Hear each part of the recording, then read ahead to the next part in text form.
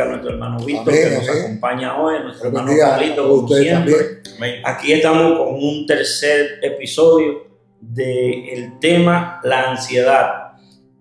Hoy vamos a hablar de los hombres bíblicos que tuvieron ansiedad. Para eso tenemos a nuestro hermano Amén, Víctor aquí como amén, invitado para hablar de este tema. Pero antes de comenzar, tenemos una estadística en el 2025 de un 13% de la población mundial que puede sufrir de ansiedad. Es un tema muy de preocupación en el mundo, porque muchas personas sufren de ansiedad y no se dan cuenta. Pero aquí estamos hoy con el tema, vamos a hablar en el tema bíblico, lo que dice la Biblia en cuanto a la ansiedad. Un 13% es un porcentaje bastante grande Claro que sí. de la población mundial. Que son 8.000 millones de personas que hay en el planeta viviendo.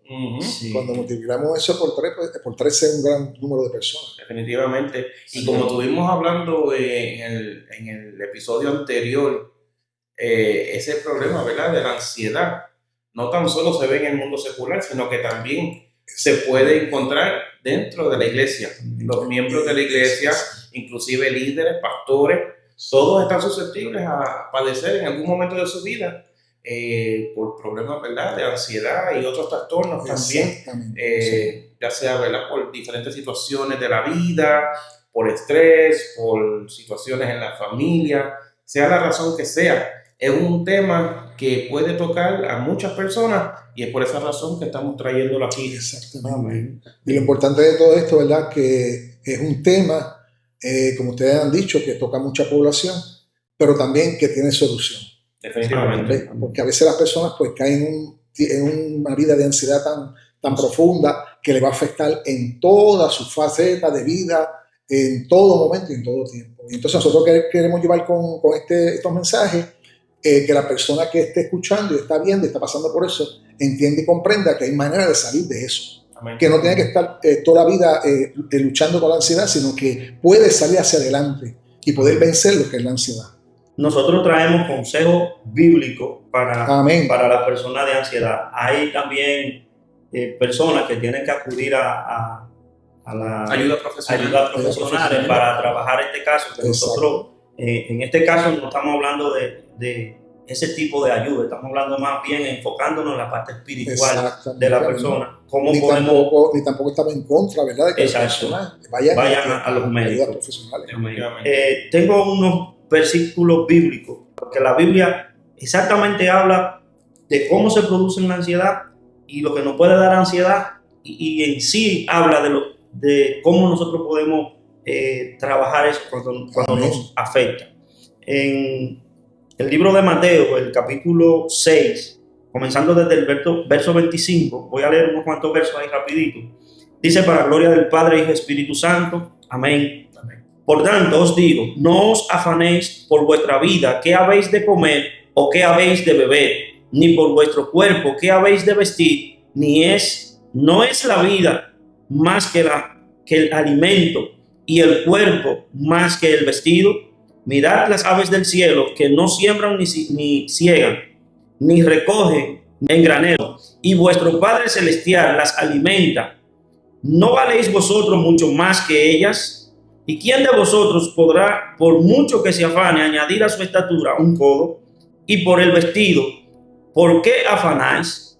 Considerad los lirios del campo, como crecen, no trabajan ni hilan, pero os digo que ni aun Salomón con toda su gloria se vistió así como uno de ellos. Amén. Y continúa por ahí para abajo. Esa parte, ¿verdad?, de Mateo 6 es precioso. Amén. Y es increíble que a veces uno piensa que este tema de la ansiedad es algo nuevo, mas sin embargo Jesús estaba ya hablando de esto hace más de 2000 años atrás.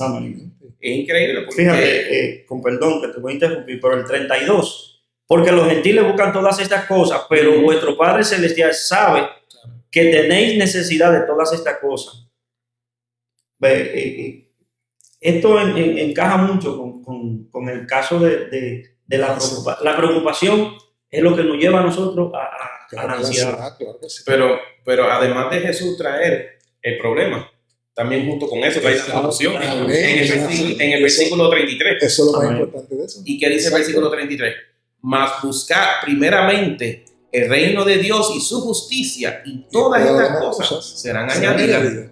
Así que ahí Jesucristo nos está dando la clave. Amén. La Definitivamente. solución. Claro, en el mundo tendréis aflicción. A confiar, yo he vencido el mundo. Eso es. Pero ¿cuál es la clave? Tenemos todas estas preocupaciones, tenemos todos estos problemas, cosas que nos causan ansiedad. Pero ¿cuál es la clave? Busquen de Dios primero. Amén. Busquen de Dios Eso es primero.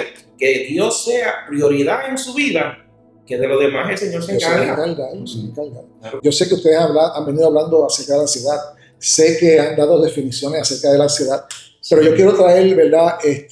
Refrescarle la mente a las personas que nos están escuchando para que sepan, ¿verdad? Qué es la ansiedad. Yo tengo una definición que dice que la ansiedad es un sentimiento de miedo, temor, inquietud. Y puede hacer que la persona tenga unos efectos físicos y que sude, se sienta inquieto, tenso, inclusive puede afectar las palpitaciones del corazón. Y es algo que normalmente ocurre cuando la persona está en un estrés. ¿Ves? Y la persona puede sentirse ansioso cuando se enfrenta a problemas difíciles en el trabajo, ante tomar de exámenes, los muchachos que estudian, antes de tomar decisiones importantes. Y ese es el efecto, ¿verdad?, que tiene la ansiedad en el ser humano. O sea, como vemos, no solamente nos afecta a nosotros como individuos, afectan también a los que están a nuestro alrededor. ¿Y qué son esos trastornos de ansiedad? Bueno, los trastornos de ansiedad son afecciones en las que la ansiedad no desaparece y puede empeorar con el tiempo. Y ese es el problema principal. Los síntomas pueden interferir con las actividades diarias, con el desempeño en el trabajo, la escuela, las relaciones entre personas y con todo el entorno que nos rodea a nosotros. Por eso es importante que la persona que padece de ansiedad tiene que atacar eso. O sea, la persona no puede quedarse ahí simplemente, estoy aquí en esta situación. Tiene que entender la persona que hay salida, que hay una manera de nosotros poder contrarrestar eso y dominar eso y echarlo fuera de nuestras vidas para que nosotros seamos por personas productivas y podamos vivir una vida sana fuera de este entorno tan terrible que es la ansiedad. Por la parte que usted viene hablando sobre la ansiedad, me doy cuenta que la ansiedad es todo lo contrario a la fe. Sí, claro. Porque en los versos que leí, yo leí el capítulo 6 completo. Jesús al principio está hablando, primero voy a leer la parte que dice la Biblia, como que le pusieron como título, tesoro en el cielo. Si hacemos tesoro en el cielo, si tenemos la palabra como lámpara a vuestro pie, ¿verdad? Lo que alumbra nuestro caminar, según en los salmos, que dice lámpara ya me pie tu palabra. Si tenemos a Dios por encima de la riqueza, todo esto nosotros vamos a tener una fe tan genuina que no va a haber espacio para preocupaciones que nos lleven a ansiedad. Ahora, Víctor, una pregunta, porque muchos cristianos, a veces nosotros hablábamos en un episodio anterior, que muchos cristianos creemos que no podemos pasar, que cuando pasamos por este momento de ansiedad estamos en pecado. Yo quiero que tú me hables sobre ese tema y en cuanto a los hombres de la Biblia. Algunos hombres de la Biblia pasaron alguna ansiedad que puedan darnos luz a nosotros para entender que por más que Dios nos use, podemos pasar por un momento de ansiedad. Sí, y fíjate que ese punto que tú tocas es importante porque todos tenemos que entender que nosotros como seres humanos, aunque seamos cristianos, en un momento dado todos hemos pasado por la ansiedad. O sea, de acuerdo a la definición que hemos dado nosotros también, cada uno de nosotros en un momento dado hemos pasado por eso, por lo que es la ansiedad. Hemos sentido miedo, desesperación, hemos sentido debilidad en un momento dado y hemos pasado por eso. Y como tú bien dices, hay hombres de Dios en la palabra que también pasaron por esa situación. Por ejemplo, tenemos el ejemplo en el libro de Reyes, en capítulo 19, de un famoso profeta que se llama Elías. Y este hombre, después de Dios haberlo usado poderosamente para derrotar a 400 profetas de Baal, este hombre sale huyendo. ¿Y por qué sale huyendo? Repíteme la cita, por favor. Sí, Primera Reyes, capítulo 19. Para los que nos están escuchando, ¿verdad? Pueden buscar la palabra Primera de Reyes, capítulo 19. Tenemos ahí. Ese es el que está antes de Segunda de Reyes. Correcto. Oye, esa teología tuya, ¿verdad? Sabe mucha Biblia. Sí, claro que sí. 19, ¿verdad? Primera Reyes, capítulo 19. Sí. Y ahí nosotros encontramos, ¿verdad? Cuando sucede esto, Acab, ¿verdad? Le dice, le da la noticia a Jezabel de lo que había pasado. O sea, Acab es el rey. El rey Acab. Jezabel es su esposa. Pues entonces le informa a su esposa lo que había hecho Elías. Y esta mujer, como nosotros hemos visto en la Biblia, Jezabel era una mujer muy malvada. Era peor que el rey. Era peor que el rey. Claro que sí. Ese acá fue el de la viña de Nabot también, ¿verdad? Claro, o sea, tiene muchas historias negativas este rey acá de lo malo que fue. Y cuando él le da la noticia a Jezabel de que había matado a Elías, a todos sus profetas, 450 profetas de Baal, entonces Jezabel hace una amenaza hacia Elías.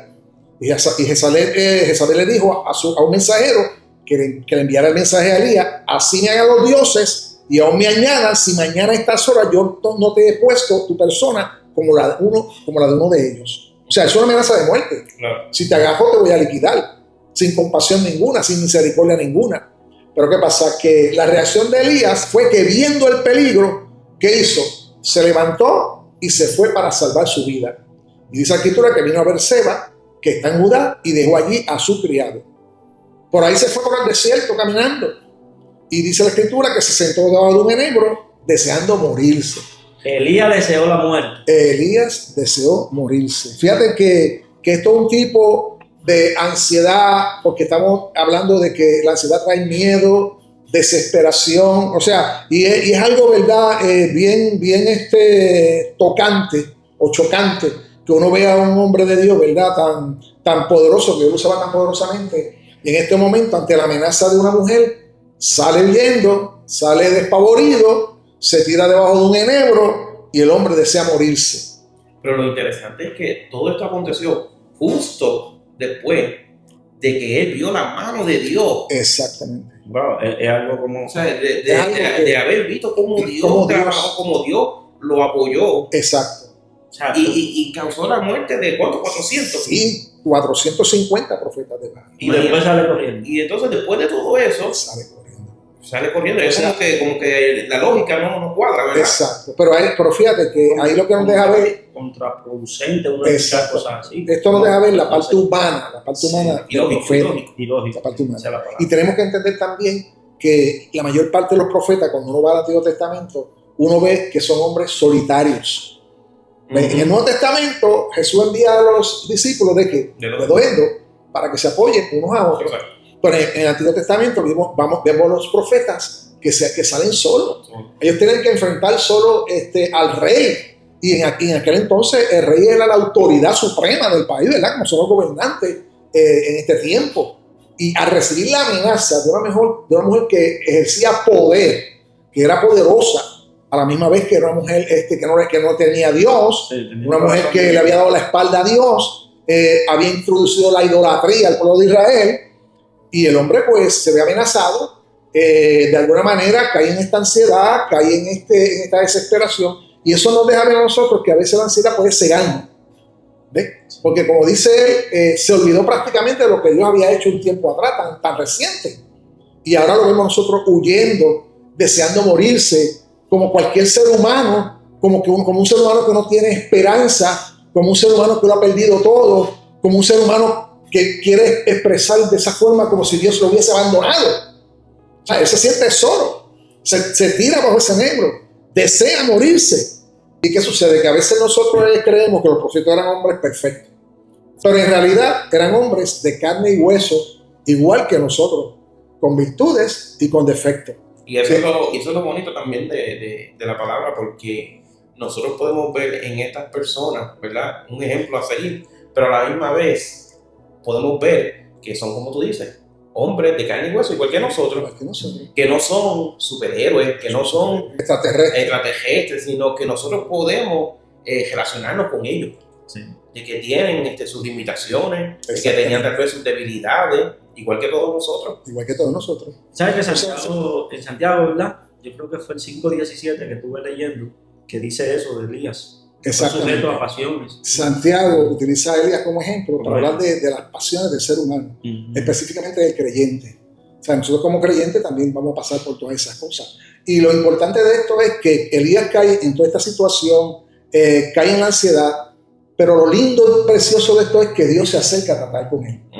Aunque Elías pensaba que estaba solo, que ya no había solución para su situación, deseó morirse, cae en esa ansiedad, en ese miedo, en esa desesperación, pero el que viene a su rescate es Dios. O sea, Dios no lo desechó.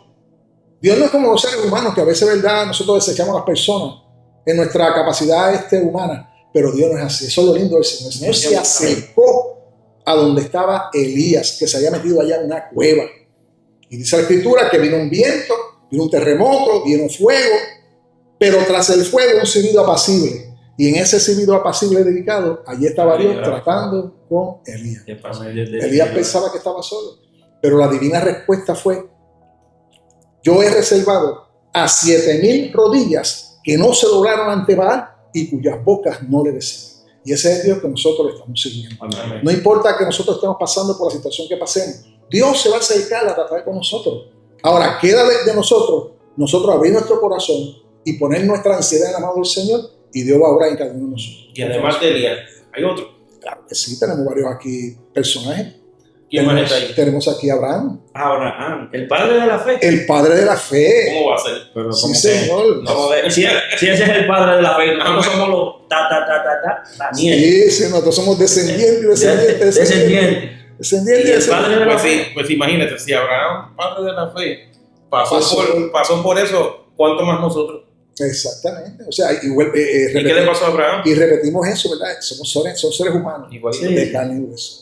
Y fíjense que Abraham recibe una promesa a sus 75 años de un hijo, de que iba a tener una descendencia. Tenía 75 años y wow, 75 años, ya está viejito, para poder recibir para poder procrear, sí, y que esa descendencia se desarrollara. Y lo más terrible de esto es que la palabra dice que Sara era estéril. O sea, hay unas complicaciones ahí. Estéril, que tiene que ser mayorcita ya. Claro. Y fíjate que hay unas complicaciones ahí que a los humanos no le impiden poder creer. La naturaleza humana y la lógica humana dice que una persona, 75 años, una mujer estéril. O sea, ¿cómo Sara va a dar la luz si es una mujer estéril? Pero lo lindo de todo esto y lo precioso es que cuando Dios promete algo, Dios lo hace. Porque Dios no es hombre para que mienta, ni hijo de hombre para que se arrepienta. Y dice la Escritura en Génesis 16. Génesis 16 es el primer libro de la Biblia. Y dice la Escritura que Abraham recibe esa promesa, pero ¿qué sucede? Que entran en la desesperación, entran en la ansiedad. Somos viejos, la promesa del Señor, Dios habló, ¿qué hacemos? Vamos a ayudar a Dios. O sea, hay personas que piensan, eso lo he escuchado mucho, que nosotros estamos llamando a Dios. Mira, Dios no hay que ayudarlo. Dios tiene un plan, su plan es perfecto y lo que Él promete lo cumple. Lo que nosotros nos toca es confiar. Cuando nosotros confiamos en su palabra, no por lo que vemos, sino por la fe, entonces el milagro ocurre y llega. Y eso es lo poderoso. ¿Y qué hizo? Bueno, la Escritura dice en Génesis 16 que Sara, su mujer, no tenía hijos, era estéril. ¿Qué hizo Sara? Allégate, aconseja a Abraham, allégate a nuestra sierva. Allégate a Agar, nuestra sierva, y tómala por mujer y permite que la descendencia pues surja de ahí. O sea, ahí nosotros vemos la falta de fe. O sea, ahí la fe bajó. Ahí vemos la desesperación. Ahí caen en la ansiedad. Y fíjense que muchos creyentes caen en lo mismo. Increíblemente. O sea, están pasando por un problema, a lo mejor en una escasez económica, no ven salida, han recibido una promesa de parte de Dios y empiezan a desconfiar. Y entonces ahí es donde entra en esa ansiedad, en esa desesperación, porque otro sinónimo de ansiedad que va a la mano también la desesperación. Se desesperan. O sea, estoy pasando por estas necesidades. ¿Qué está pasando? Entonces a veces la persona dice, Dios no me está escuchando, porque eso es lo primero que viene a la mente del ser humano. Dios no me está escuchando, pero Dios sí te está escuchando. ¿Qué sucede? Que entonces Sara ahí le permite que entonces Abraham, como quien dice, le da permiso, se allegue a Agar, y entonces ahí es donde dice la Escritura que al cabo de 10 años había habitado Abraham en Canaán y le dio por mujer a Abraham su marido, a su propia sierva. Claro, hay que aclarar algo, eso no está permitido en este tiempo. Eso era en aquel entonces. que Dios permitiera eso. Pero ahora no. Ahora la Biblia dice que serás marido de una sola mujer. Y Dios condena la fornicación y condena el adulterio. Así que se podría decir que a veces, en momentos de ansiedad o de desesperación, eso puede llevar a una persona a tomar decisiones incorrectas. Claro que sí. Y a tomar decisiones fuera de la voluntad del Señor. Fuera de la voluntad. ¿Por qué? Porque uno empieza a dudar, la fe decae y uno deja de confiar en la palabra del Señor y en las promesas del Señor, sí, de que se van a cumplir. De que se van a cumplir. Entonces, pues tengo que hacerlo yo a mi manera. Exactamente. Y es un peligro. Porque trae consecuencias. Trae consecuencias. Lo vemos, ¿verdad? Con el caso de Agar, la descendencia, Ismael. Las consecuencias se están sufriendo hasta el tiempo de hoy también. Sí, claro. A través de décadas y décadas, de siglos de años. Y lo lindo de esto es que... Inclusive trajo problemas entre matrimonios. Claro, trajo problemas entre matrimonios. Sí, también. Porque en una ellos tuvieron que desahuciar a Agar. Sí, exactamente. Es porque hubo celo, hubo contienda entre Sara y Agar, y eso fracturó la familia. Rompió la familia. Sea, viene a través de uno de cederle a la ansiedad, vienen consecuencias. Y ya llega el tiempo en que Abraham tiene 99 años. Ya está más viejito ahora. ¿Qué va a pasar ahora? 99 años. Pero sin embargo, el Señor vuelve y le confirma la promesa. A los 99 años dice la Escritura que se le apareció Jehová y le habló y se lo dijo nuevamente. Te multiplicaré en gran manera. Pondré mi pacto entre mí y ti y te multiplicaré en gran manera. Fíjese que Dios no abandona al ser humano. Le dijo cuánto, como las estrellas del cielo. Exacto, y las arenas del mar. La arena del mar, así de grande. Le confirmó el nacimiento de le dio la promesa. Sí, la promesa se la confirmó. Oye, ven acá, y en el momento en que Dios le pidió que sacrificara a Isaac. Sí, eso es una experiencia bien tremenda. ¿Verdad? ¿Cómo tú crees que ese hombre se tuvo que haber sentido?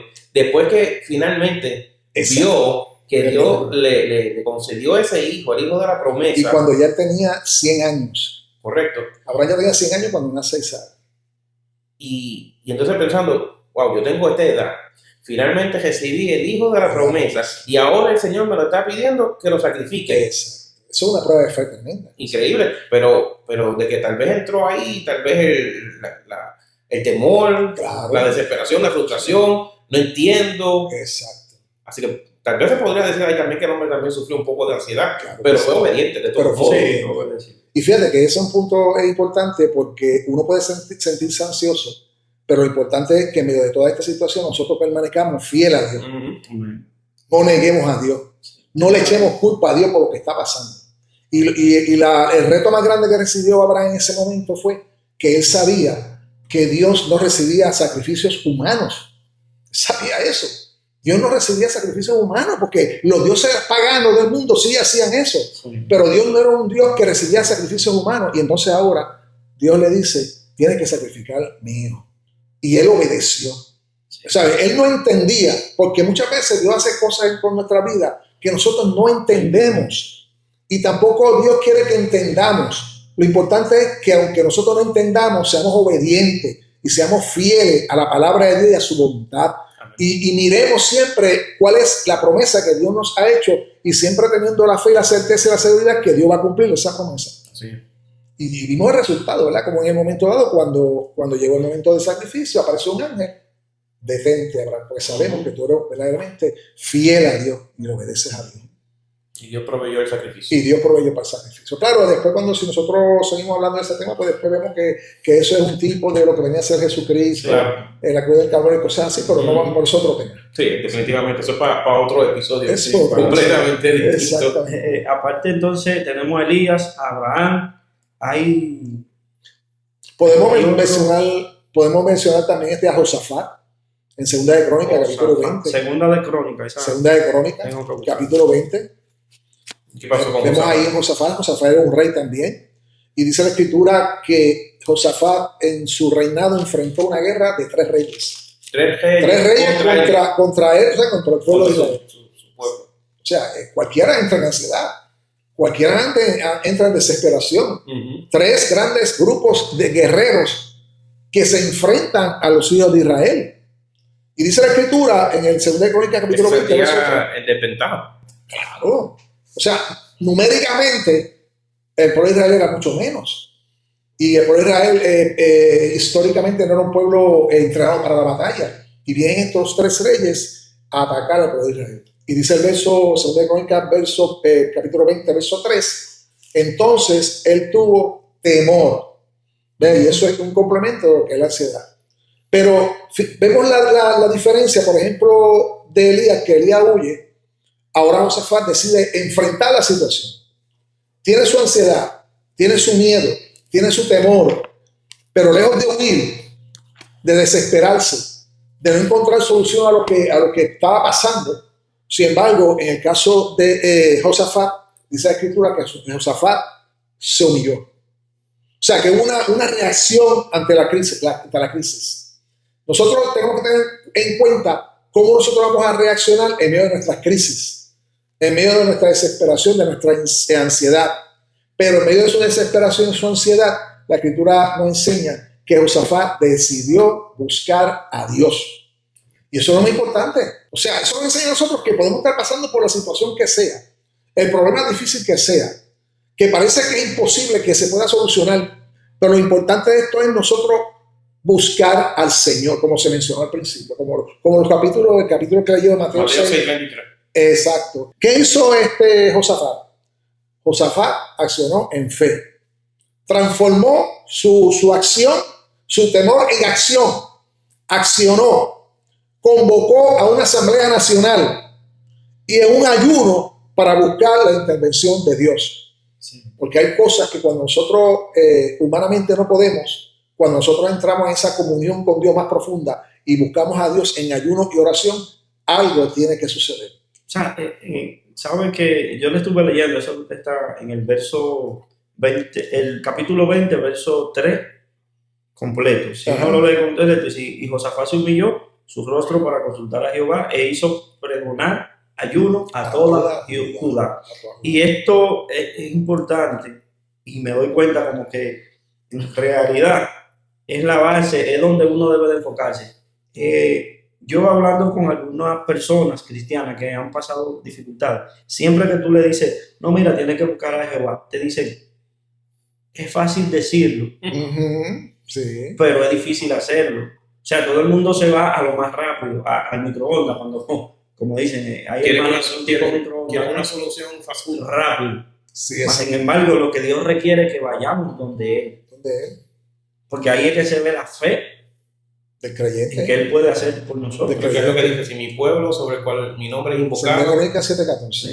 ¿Qué es lo que dice? Si mi pueblo se humillare sobre el cual he invocado mi nombre y buscaré su rostro, entonces yo iré de los cielos, perdonaré su pecado y sanaré su tierra. Bueno, el salmista dice, mi socorro, perdón, viene de Jehová, que hizo los cielos y la tierra. Entonces alzaré mis ojos a los montes, ¿de dónde vendrá mi socorro? Mi socorro viene de Jehová, el poderoso Dios vivo, que hizo los cielos y la tierra. Y la historia destaca, ¿verdad?, cómo Josafat manejó la ansiedad extrema. ¿Mediante qué? Mediante la oración. Y no solamente la oración, la comunidad. O sea, hay veces que cuando la gente entra en esta ansiedad se sienten solos y a veces se quieren apartar de los demás. Pero es bueno que nosotros, cuando pasemos por estas situaciones, si somos creyentes, vengamos a la iglesia. Porque en la iglesia se ora, en la iglesia se predica, en la iglesia se enseña la palabra, y en la iglesia el poder de Dios se manifiesta, y hay hermanos y hermanas que nos van a apoyar y nos van a ayudar en nuestra desesperación y en nuestras situaciones. Y por eso Josafat también aprovechó la comunidad, el pueblo. Vamos a unirnos todos, vamos a hacernos un solo cuerpo para orar y clamar por esta situación. Y por cierto que Dios le da la victoria. Y como último personaje, así yo pensando, ¿qué tú me dices de Jesús? Jesús. Amén, sí. En el Getsemaní. Claro que sí. Jesús también, ¿verdad? Humanamente pasó por su situación. Siendo 100% Dios, 100% hombre, yo creo que también pasó por su momento de dificultad. Claro que sí. ¿Sabes? Y Jesús más todavía. Hay gente, y yo he escuchado, que dicen que no.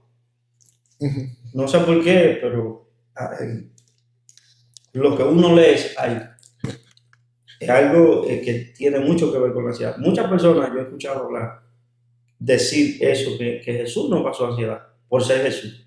Y yo a veces digo, pero entonces, ¿qué pasó? O sea, Bueno, lo que tenemos que entender es que Jesús era 100% humano y 100% Dios. sí. Jesús no falló, nunca, porque es Dios. Dios nunca pecó, porque es Dios. No hubo pecado en él.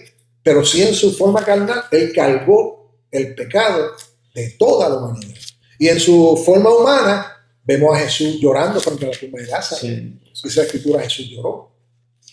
Vemos las emociones, porque a veces nosotros, ¿verdad?, queremos hacer como una frontera entre lo que son las emociones y lo que es la persona en sí, pero somos seres emocionales y las emociones no son contrarias a la voluntad de Dios. Nosotros sentimos gozo, alegría, todas estas cosas porque somos seres humanos. De igual manera Jesús sintió gozo, sintió alegría, durmió, tuvo hambre, ¿ves? Con el caso de la mujer samaritana, tuvo sed. En la cruz del Calvario decía, tengo sed. O sea, vemos siempre la parte humana de Jesús. Como Jesús también en su humanidad pues sufrió por ciertas situaciones. Y por eso es que Él es poderoso para hacer nuestro socorro y entrar y echar fuera toda ansiedad, todo miedo, todo lo que sea contrario que nos pueda afectar nuestras emociones. Porque Él sabe, Él pasó por lo que nosotros pasamos. Él vivió un cuerpo de carne y hueso como este. Y sintió lo que nosotros sentimos, humanamente hablando. Por lo tanto, Él es poderoso para socorrernos en nuestras luchas, en nuestras dificultades, en nuestras ansiedades, en nuestros miedos. Bueno, hay un verso que dice, experimentado en dolores.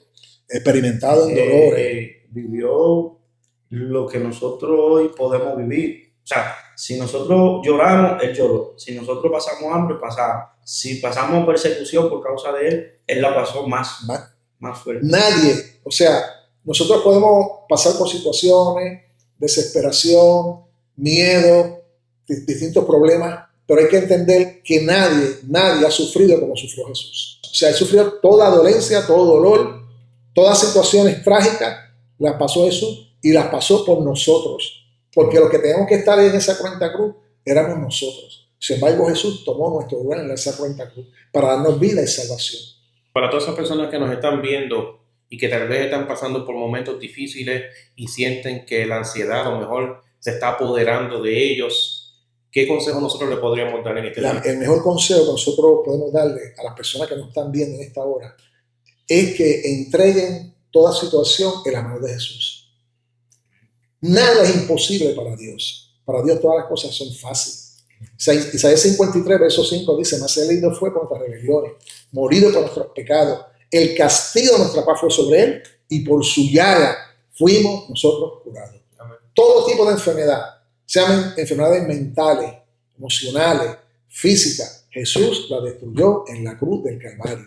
Nosotros podemos confiar en el Señor, podemos clamar a Él, podemos orar a Él y Él está ahí al lado nuestro para ayudarnos a poder superar toda desesperación, todo miedo, toda debilidad, porque Él es poderoso para hacer cosas poderosas en nuestras vidas. Y lo bueno de esto es que el Señor nunca nos rechaza, nunca nos echa fuera. El Señor dice, venid a mí los que estéis trabajados y cargados, porque yo os haré descansar, porque mi yugo es fácil y ligera mi carga. O sea, la enfermedad, la que sea, la ansiedad, el miedo, el temor, hay solución para eso.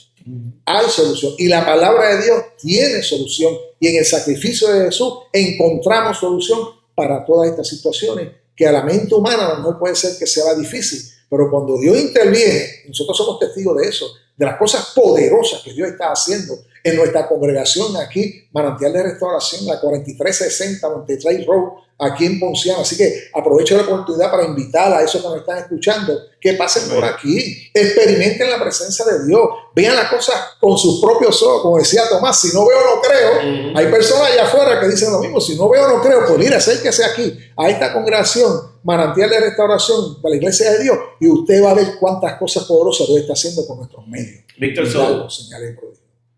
Para que se entienda, entonces, ¿significa entonces que la vida del cristiano va a ser fácil? ¿Color de rosa? No. Yo recuerdo, ¿verdad? Un movimiento religioso que había, especialmente en Puerto Rico, no sé si acá en América Latina, ¿verdad? También lo había. pare de sufrir.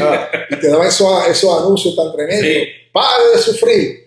Eso, Y así le venden el evangelio a muchas personas. así le venden el evangelio a muchas personas. Claro que sí. Engañándolos. Engañándolos. Porque Jesús dijo, en el mundo tendréis aflicciones. Amén. Estamos viviendo en un mundo caído. Ujú. Amén. La gente a veces no entiende por qué están aconteciendo tantas cosas terribles, crímenes y todas esas cosas. Es que estamos viviendo en un mundo caído.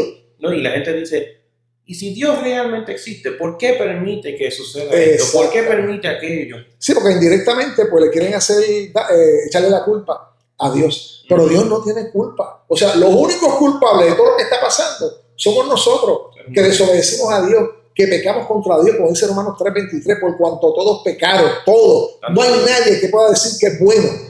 Hay gente, ¿verdad?, por allá afuera que pueden decir, bueno, yo hago esto, yo hago lo otro, yo no hago cosas malas a nadie, yo siempre estoy en casa. Pero la Biblia dice, por cuanto todos pecaron, están destituidos de la gloria de Dios. O sea, y hay otro versículo que dice que no hay ni uno solo bueno, todos somos malos. La diferencia es que cuando nosotros venimos a los pies de Cristo, la sangre de Cristo nos limpia de todo su pecado y entonces escribe nuestro nombre en el libro de la vida. Venimos a ser criaturas nuevas y podemos luchar, porque Dios nos da el poder y la autoridad para luchar contra la ansiedad, contra el miedo, contra la desesperación, porque Dios va a estar a nuestro lado como poderoso gigante para ayudarnos a vencer sobre toda situación. Tenemos al Espíritu Santo, que es nuestro ayudador. Tenemos al Espíritu Santo, al Consolador, Amén. que está ahí todos los días con nosotros. Amén. Y yo quisiera, ¿verdad? Ya concluyendo, me imagino yo, ¿verdad? Sí. Decirle a las personas que nos están escuchando que la palabra de Dios nos ayuda a derrotar la ansiedad. Amén. Y hay unos versículos, ¿verdad?, que yo tengo aquí, como 1 Pedro, capítulo 5, verso 7, que dice la Escritura, echando toda vuestra ansiedad sobre Él. Lo dice ahí clarito. Así mismo, todo es clarito. No dice otra palabra. No dice otra palabra. Ansiedad. 1 Pedro, capítulo 5, No verso echando 7. todo el chimoteo. No, No, eso. No, eso. Echando toda vuestra ansiedad sobre Él, porque Él tiene cuidado de vosotros. Y como bien tú dijiste al principio, hay una serie de cosas que a veces producen ansiedad, la falta de bienes materiales, escasez, falta de ropa. Nosotros tenemos nuestras vestimentas, ¿verdad? Pero hay personas allá afuera que están pasando por situaciones y por crisis y entran en ansiedad. Pero la Biblia dice en 1 Pedro capítulo 5, verso 7, echando toda vuestra ansiedad sobre Él, porque Él tiene cuidado de nosotros. Cuando nosotros empezamos a confiar en el Señor y sabemos que Él tiene cuidado de nosotros, nada nos va a faltar. Así que Él nos está haciendo la invitación Amén. a que nosotros vayamos y le traigamos nuestras ansiedades, nuestras preocupaciones, nuestros problemas. También tenemos Isaías 41:10. No temas, porque No yo estoy temas. contigo. No desmayes, porque yo soy tu Dios que te esfuerzo. Siempre, no algunas veces, no hoy sí o mañana, no. Siempre te ayudaré. Siempre te sustentaré con la diestra de mi justicia. Mira qué promesa tan poderosa. Increíble. Para todo aquel que cree. Víctor, Ajá.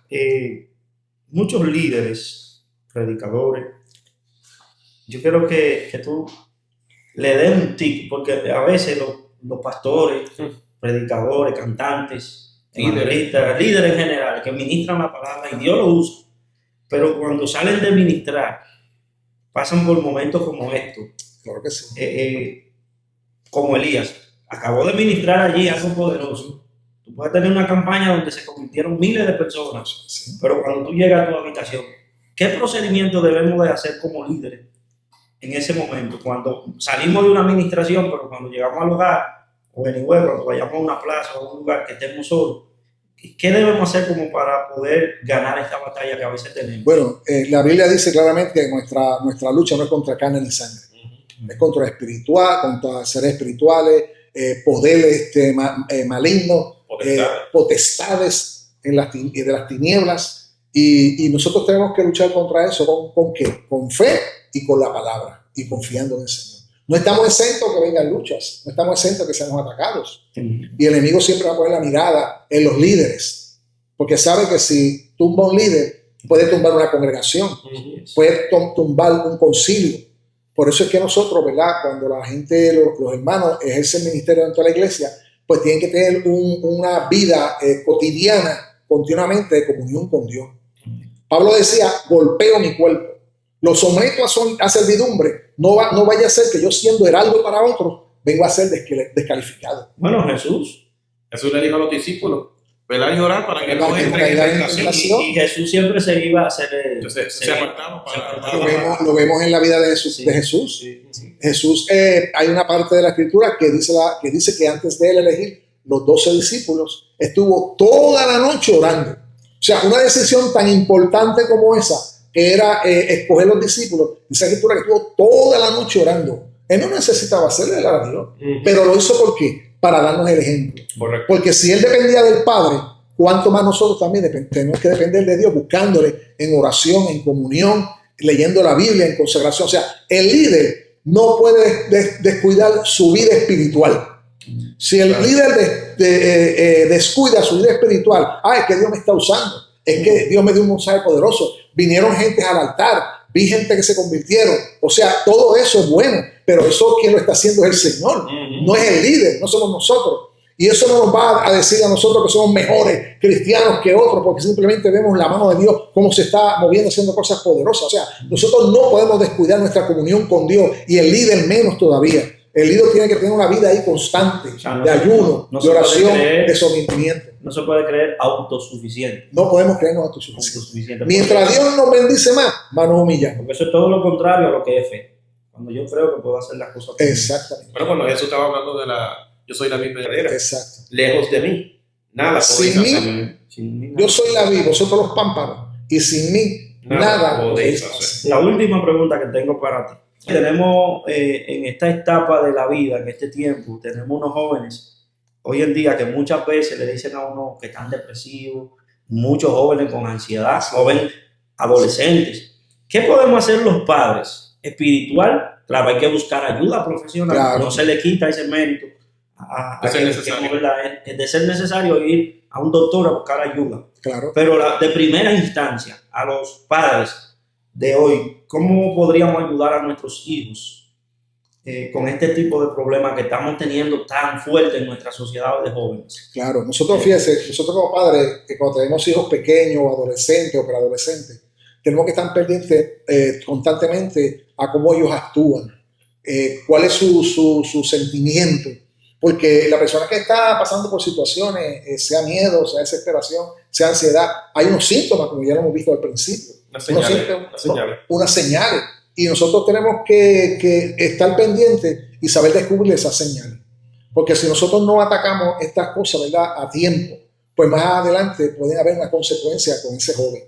Y como bien tú dices, o sea, hay buenos profesionales, porque la iglesia de Dios, una cosa que tienen dentro de sus minutas es que nosotros no estamos en contra de la ciencia ni de los médicos. Sabemos que Dios ha puesto a los médicos ahí, que la ciencia que tienen es porque Dios se la ha dado. Y hay buenos consejeros, buenos psicólogos, buenos psiquiatras. Pero nosotros como padres creyentes tenemos también el poder de la oración, como ya hemos visto. Tenemos el poder de la palabra y tenemos el discernimiento que Dios nos da para nosotros poder discernir lo que está pasando con esos niños, con esos jóvenes. Y lo importante de todo esto es orar constantemente por ellos. Hay que orar por ellos. Nosotros no podemos descuidar a nuestros hijos en ningún momento. En ningún momento podemos soltarnos de las rodillas, orar por ellos, pedir que Dios los guarde, Dios los cuida, Dios los cuide. Hay un versículo que dice que nosotros tenemos la mente de Cristo. Amén. Y al llegar tú a esa estatura de tener la mente de Cristo, quiere decir que tú tienes una comunión tan profunda con Dios y una conexión tan grande con Dios. ¿Cómo se logra esa conexión? En oración, en ayuno, en búsqueda, no apartando de la congregación, mantener esa comunión profunda con Dios. Y cuando nosotros estamos así en ese ambiente espiritual y sabemos que Dios está con nosotros, yo estoy seguro que Dios nos va a ayudar a poder discernir y poder captar esas señales que puedan haber en ese joven para poder ayudarlo en el momento preciso, contundente, de manera que el joven pueda superarse y salir de esa ansiedad y de ese miedo. La palabra dice, instruye al niño en su camino y aun cuando fuere viejo no se apartará de él. Pero también, no tan solo es aconsejarlo, pero también como padres tenemos que dar ejemplo. Porque qué fácil es, ¿verdad?, aconsejar, pero nosotros mismos no estamos viviendo lo que hablamos. Exactamente. ¿No? Eso es un punto, si el niño, eso es un punto súper importante. Si el joven escucha que tú le estás dando un consejo, pero ve en ti otra cosa, no ve el ejemplo. Si el padre le dice, mi hijo, tienes que orar, pero nunca ve a su padre orando.